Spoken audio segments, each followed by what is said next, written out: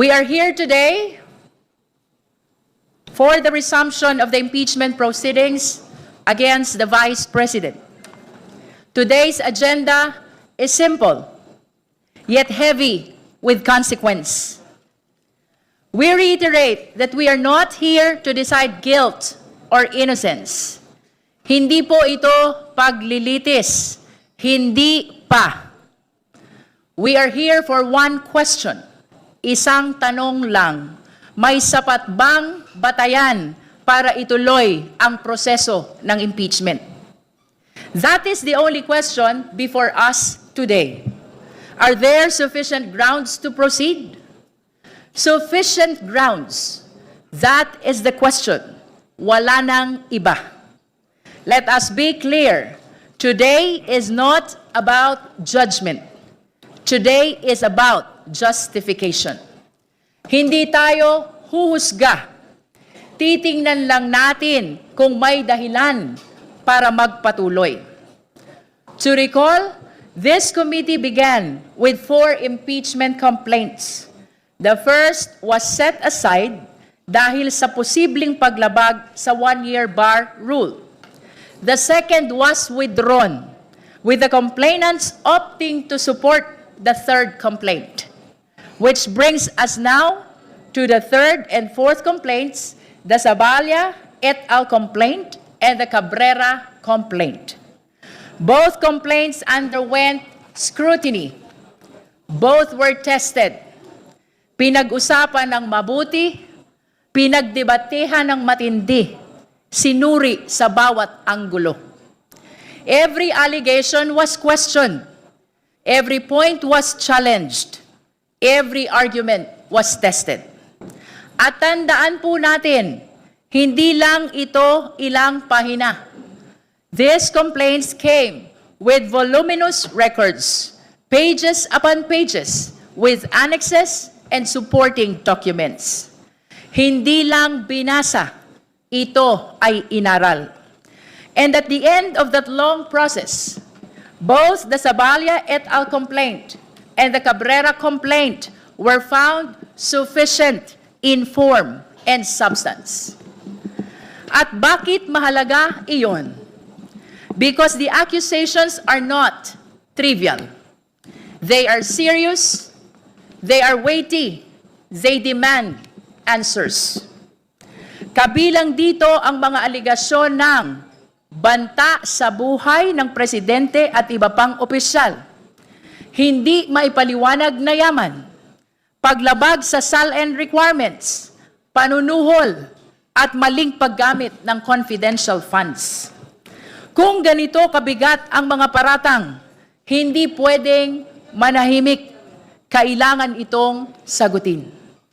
Following the rules, the Vice President was furnished copies of the complaints. She was given the opportunity to respond.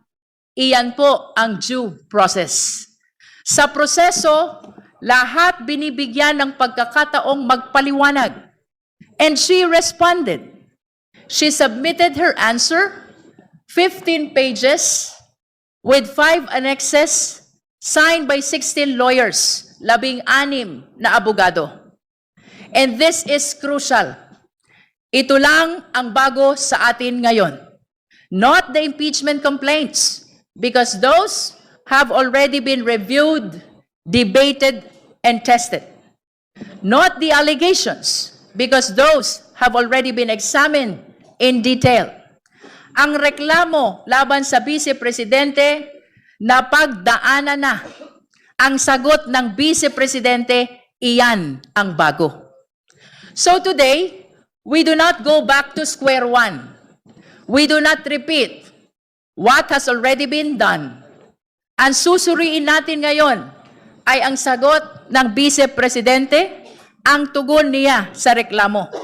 Which brings us to this moment to determine whether there are sufficient grounds to proceed. So we ask, did the answer clear the air? Did it refute the allegations? Did it address the seriousness of the charges? Because remember, when the accusations are heavy, the answer must be heavier. At ito ang sentro ng ating pag-uusapan ngayon. Hindi na ang reklamo na pag-usapan na natin yan. Ang sentro ngayon ay ang sagot. Kung mabigat ang paratang, dapat matibay ang paliwanag. So we focus, esteemed colleagues, on the answer, on its clarity, on its sufficiency. At higit sa lahat, kung ito ba ay diretsyong sumagot sa mga paratang, not evasion, not generalities, kundi malinaw at direktang pagsagot sa bawat aligasyon. And at the end of the day, we return to the question, now that the answer is before us, do we still have sufficient grounds to proceed? Did the answer overturn our earlier finding of sufficiency in form and substance? Did it change anything? Did it weaken the case? Pagkatapos nating suruin ang sagot, may sapat pa rin bang batayan para ituloy ang proseso? Because if there is, then we move forward. If there is none, then we do not. Ang hustisya ay hindi minamadali, pero hindi rin pinipigilan. Iyan po ang tungkulin natin ngayon. At sa pagtupad natin sa tungkuling ito, manatili tayong nakatuon sa malinaw na tanong at sa malinaw na batas. Dahil sa huli, kung malinaw ang tanong at malinaw ang batas, dapat malinaw din ang ating paninindigan. I wish to reiterate, our agenda today is the determination of the sufficiency of the grounds for impeachment complaints against Vice President Sara Z. Duterte.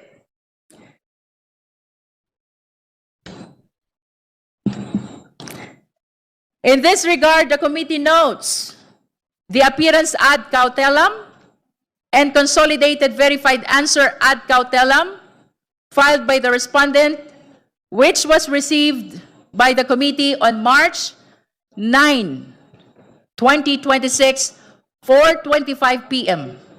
That is for electronic. And on March 16, 2026, and for electronic filing at 4:30 p.m. The committee further notes the manifestation of waiver to file reply submitted by complainant's Reverend Father Joel Sabalia et al. And complainant Attorney Nathaniel Cabrera.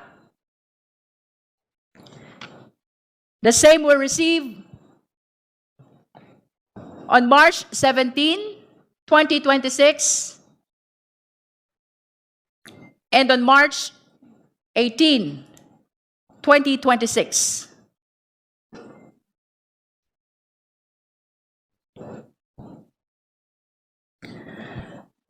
Before we proceed, we would like to hear, of course, we wish to place on record that copy of the appearance ad cautelam, notice of appearance, consolidated verified answer ad cautelam, including the manifestation of waiver of the third impeachment complaint, as well as the fourth impeachment complaint, were provided already ahead of our today's hearing to the members of the Justice Committee. With that, esteemed colleagues, we would like to proceed to our deliberation proper, beginning with the position of our endorsers with respect to the sufficiency in ground.